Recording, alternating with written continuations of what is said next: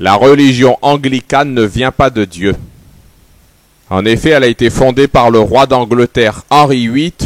Or, il est écrit dans la Bible « Mon royaume n'est pas de ce monde », répondit Jésus.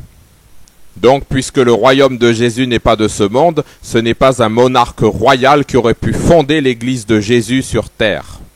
Et en plus, on peut lire dans plusieurs livres d'histoire que le roi Henri VIII d'Angleterre menait une vie dissolue et de débauche, qu'il a fait condamner à mort et exécuter 2 de ses femmes, qu'il passait son temps à boire des boissons alcoolisées, que pendant ses crises fréquentes de colère, il n'hésitait pas à faire exécuter des gens, qu'il mangeait d'énormes quantités de viande à tous les repas au point qu'il avait fini par avoir 200 kilos, et que donc vers la fin de sa vie, il avait fini par attraper plusieurs maladies qui le faisaient énormément souffrir. Alors, si cela c'est la vie d'un fondateur d'une église du Christ, n'importe qui peut fonder une église du Christ dans ce cas. N'importe quel clochard ivrogne peut fonder son église du Christ. N'importe quel meurtrier en série peut fonder son église du Christ aussi. Car la Bible, qui est notre parole de Dieu, condamne absolument ce genre de vie. Henri VIII d'Angleterre était un meurtrier, mais nous lisons dans Apocalypse chapitre 22 versets 14 et 15 « Heureux ceux qui lavent leurs robes afin d'avoir droit à l'arbre de vie et d'entrer par les portes dans la ville. Dehors les chiens, les enchanteurs, les impudiques, les meurtriers, les idolâtres et quiconque aime et pratique le mensonge. » Henri VIII d'Angleterre était un ivrogne notoire, mais nous lisons dans 1 Corinthiens chapitre 6 versets 10 et 11 « Ne vous y trompez pas, ni les impudiques, ni les idolâtres, ni les adultères, ni les efféminés, ni les infâmes, ni les voleurs, ni les cupides, ni les ivrognes, ni les outrageux, ni les ravisseurs n'hériteront le royaume de Dieu. » Donc si Henri VIII d'Angleterre a fondé sa propre église, du Christ soi-disant, c'est certainement pas poussé par Dieu. C'est le diable qui l'a utilisé pour fonder une telle église. Jésus a dit dans Matthieu chapitre 7 versets 16 à 20 « Vous les reconnaîtrez à leurs fruits. Cueille-t-on des raisins sur des épines ou des figues sur des chardons? Tout bon arbre porte de bons fruits, mais le mauvais arbre porte de mauvais fruits. Un bon arbre ne peut porter de mauvais fruits, ni un mauvais arbre porter de bons fruits. Tout arbre qui ne porte pas de bons fruits est coupé et jeté au feu. C'est donc à leurs fruits que vous les reconnaîtrez. » Et quand on examine les fruits que portait Henri VIII d'Angleterre, fondateur de l'église anglicane, on voit qu'il s'agit de fruits de meurtre, de colère, de dissolution, de débauche, d'ivrognerie. On voit qu'il portait tous les fruits du diable. Donc sachez-le bien, anglicans, votre église ne fait pas partie du tout du plan de Dieu. Vous ne pourrez pas être bénis par Dieu ni être sauvés si vous restez dans une telle église anglicane. Car votre église anglicane est sous la malédiction de son fondateur Henri VIII d'Angleterre. Ce verset biblique de Jean chapitre 8 verset 44 s'applique bien à votre fondateur Henri VIII d'Angleterre. Vous avez pour père le diable, et vous voulez accomplir les désirs de votre père. Il a été meurtrier dès le commencement, et il ne se tient pas dans la vérité, parce qu'il n'y a pas de vérité en lui. Alors si vous voulez marcher avec Dieu, cessez de rester dans l'église anglicane, car son fondateur Henri VIII d'Angleterre n'a pas mené la vie d'un homme de Dieu. Il a vécu comme un gros porc, rempli de corruption, de méchanceté, de débauche, de dissolution, de meurtre, de colère, d'ivrognerie. Comme un véritable démon, le Seigneur le jettera dans les temps de feu au jour du jugement. Souvenez-vous de ce que nous avons lu tout à l'heure dans Matthieu 7, verset 18. Un mauvais arbre ne peut porter de bons fruits. Et c'est parce que l'église anglicane repose sur une base inique, parce qu'elle a été fondée par un homme diabolique nommé Henri VIII d'Angleterre. Cette organisation religieuse n'a jamais été reconnue par Dieu. Et c'est pour ça qu'aujourd'hui, elle porte aussi des fruits d'iniquité et de corruption. C'est pour cela qu'aujourd'hui les anglicans veulent ordonner des femmes. C'est pour cela qu'aujourd'hui les anglicans veulent ordonner des évêques homosexuels. L'église anglicane à travers cela montre encore de nos jours qu'elle n'est pas du tout l'église de Dieu. Car Dieu dans la Bible rejette catégoriquement l'homosexualité. Nous lisons dans Lévitique chapitre 18 au verset 22. Tu ne coucheras point avec un homme comme on couche avec une femme. C'est une abomination. Nous lisons aussi dans Lévitique chapitre 20 au verset 13. Si un homme couche avec un homme comme on couche avec une femme, ils ont fait tous deux une chose abominable. Ils seront punis de mort, leur sang retombera sur eux. Et nous lisons aussi dans Romains chapitre 1 versets 26 à 28. C'est pourquoi Dieu les a livrés à des passions infâmes, car leurs femmes ont changé l'usage naturel en celui qui est contre nature.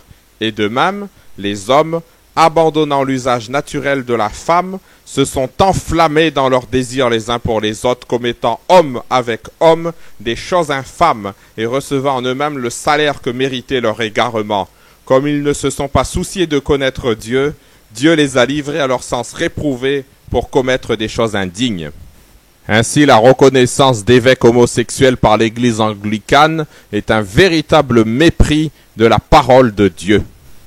Anglicans, ce message biblique s'adresse entre autres aussi à votre Église. Nous lisons dans Apocalypse chapitre 18 verset 2. Il cria d'une voix forte disant, elle est tombée Babylone la grande. Elle est devenue une habitation de démons, un repère de tout esprit impur, un repère de tout oiseau impur et odieux. Et au verset 4 du même chapitre, nous lisons, et j'entendis du ciel une autre voix qui disait, sortez du milieu d'elle, mon peuple, afin que vous ne participiez point à ses péchés et que vous n'ayez point de part à ses fléaux. Alors, anglicans, si vous ne voulez pas avoir part au châtiment divin qui s'abattra sur votre église corrompue, vous devez la quitter, selon ce que la Bible dit.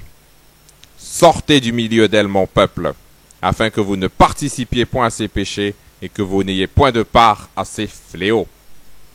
Et tout dans l'église anglicane est faux.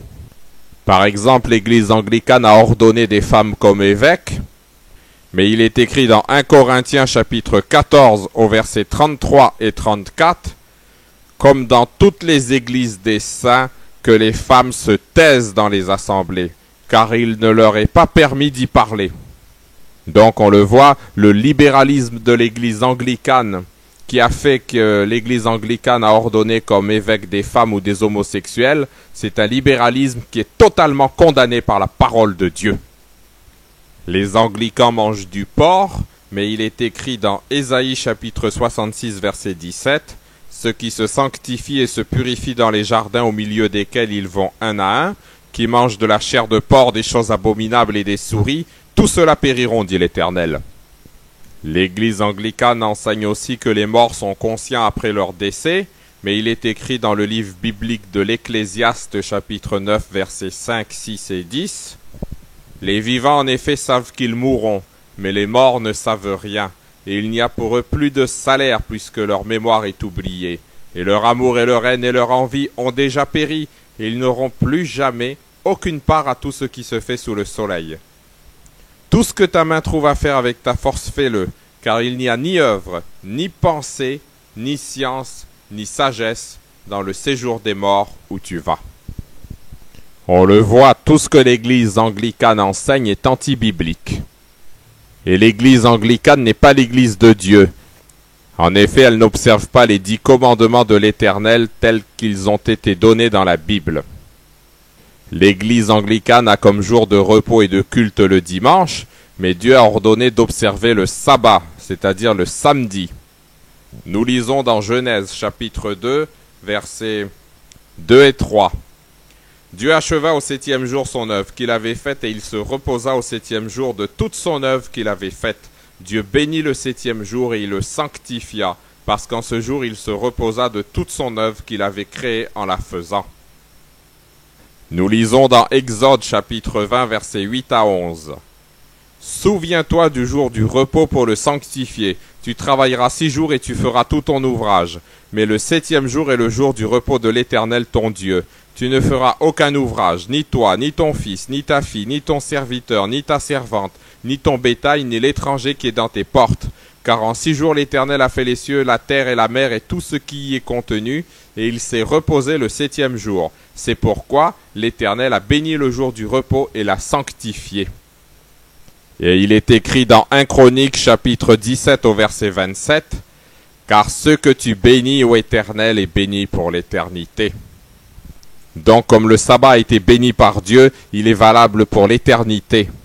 Le sabbat sera encore observé dans la nouvelle terre. C'est ce que nous lisons dans Ésaïe chapitre 66, versets 22 et 23. Car comme les nouveaux cieux et la nouvelle terre que je vais créer subsisteront devant moi, dit l'Éternel, ainsi subsisteront votre postérité et votre nom. À chaque nouvelle lune et à chaque sabbat, toute chair viendra se prosterner devant moi, dit l'Éternel. L'observation du sabbat est une condition pour être sauvé, c'est ce que nous lisons dans 1 Jean chapitre 2 versets 3 et 4.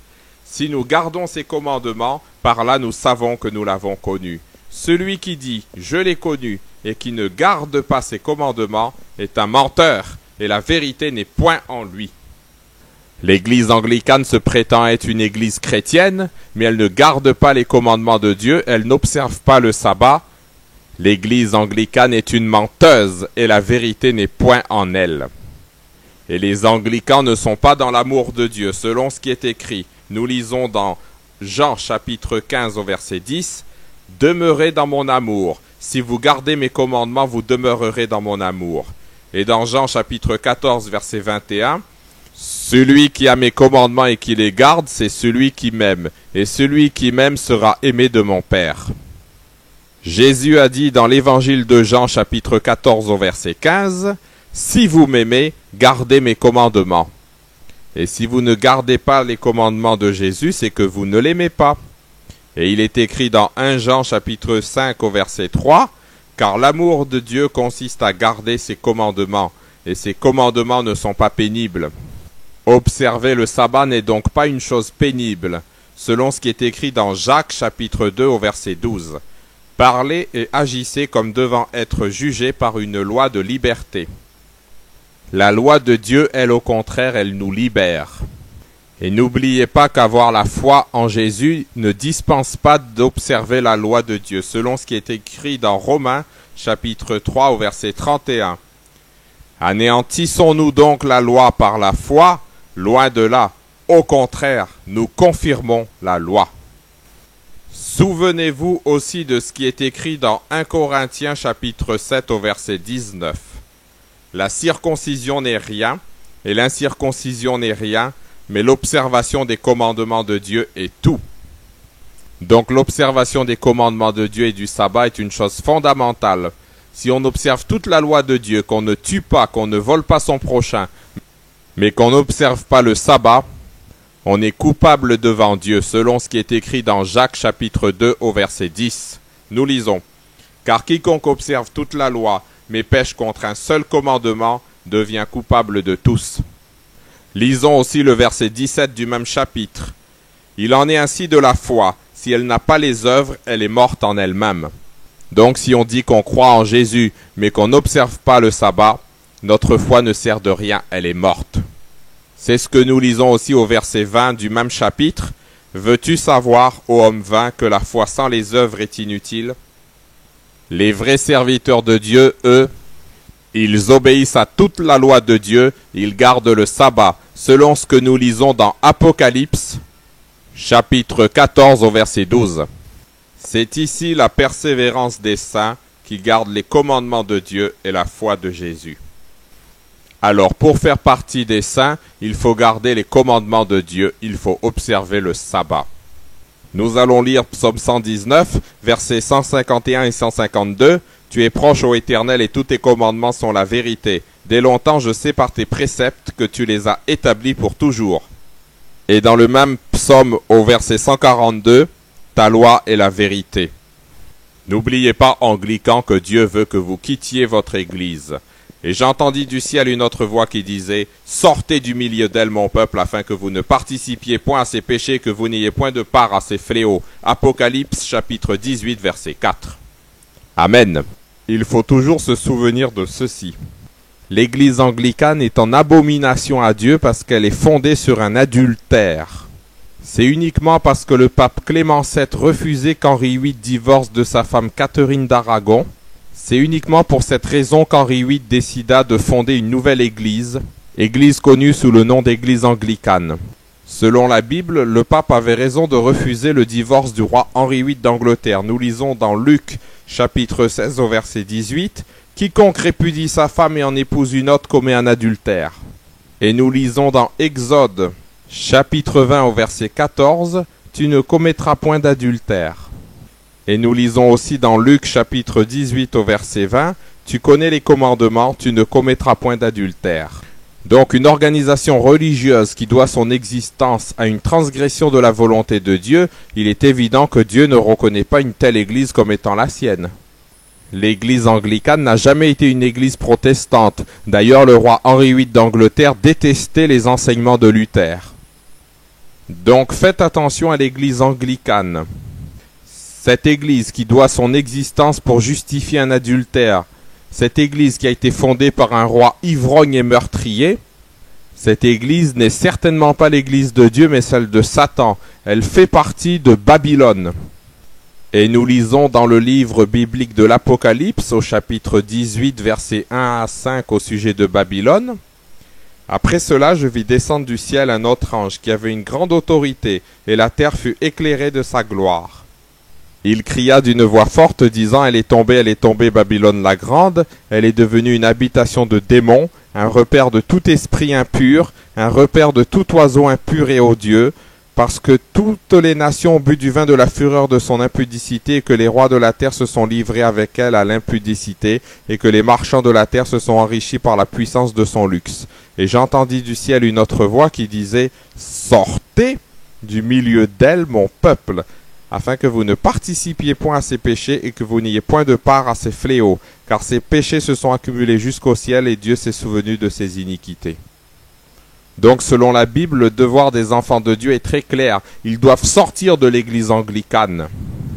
Ils doivent quitter cette église qui a été fondée par un roi adultère, ivrogne et meurtrier. Ils doivent quitter cette église qui ordonne des évêques homosexuels en abomination aux yeux de Dieu. En reconnaissant l'homosexualité, l'église anglicane confirme bien qu'elle est Babylone, qu'elle est devenue, comme le dit le verset 2, une habitation de démons, un repère de tout esprit impur, de tout oiseau impur et odieux. Et n'oubliez pas ce que dit le verset 4. « Sortez du milieu d'elle, mon peuple, afin que vous ne participiez point à ses péchés et que vous n'ayez point de part à ses fléaux. » Il nous faut donc vraiment quitter l'église anglicane. L'église anglicane n'observant pas le saint sabbat de l'Éternel, elle n'est pas l'église de Dieu. N'oubliez pas ce qui est dit dans Proverbes chapitre 28 au verset 9. Si quelqu'un détourne l'oreille pour ne pas écouter la loi, sa prière même est une abomination. N'oubliez pas que selon la Bible, on doit adorer Dieu en ayant la vérité. On ne peut pas adorer Dieu en étant accepté par lui si on a des erreurs doctrinales et des mensonges.